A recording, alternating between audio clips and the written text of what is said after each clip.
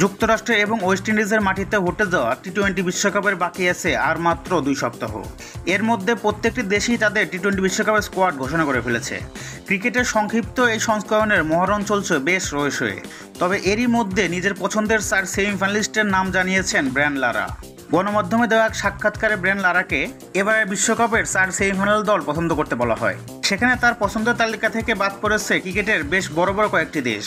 গত বিশ্বকাপের ফাইনালিস্ট পাকিস্তানকেও তার পছন্দের মধ্যে রাখেননি ব্রায়ান লারা। এমনকি অস্ট্রেলিয়া নিউজিল্যান্ডও বাদ পড়বে প্রথম রাউন্ড থেকেই। আইসিসির কোনো ইভেন্টে বরাবরই দুর্বল দেশ শ্রীলঙ্কা কিংবা বাংলাদেশ, তারাও নেই ব্রায়ান লারার পছন্দের তালিকায়। ব্রায়ান লারা সেমিফাইনালের দৌড়ে এগিয়ে রেখেছে আফগানিস্তানকে। টি-20 ম্যাচগুলোর আগে আইপিএলে নিজেদের খুব ভালোভাবেই ঝালাই করে নিচ্ছেন রশিদ খান নবীরা। গত ওয়ানডে বিশ্বকাপেও ভারতের মাটিতে দুর্দান্ত পারফর্ম করেছিল আফগানিস্তান। তবে টি-20 ফরম্যাটে ওয়ানডের থেকেও খুব বেশি শক্তিশালী আফগানিস্তান সেটা সবারই জানা।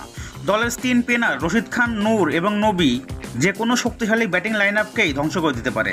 তাদের এমন দুর্দান্ত পারফরমেন্স নজর কেড়েছে ব্রায়ান লারার।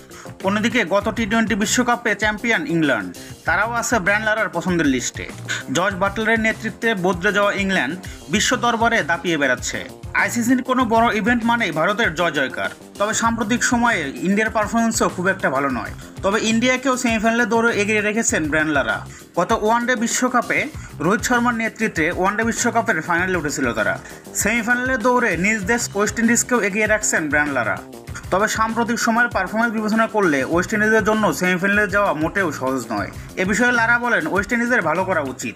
এই দলে অনেক তারকা ক্রিকেটার রয়েছে, তারা দল হয়ে খেললে অনেক ভালো করতে পারবে।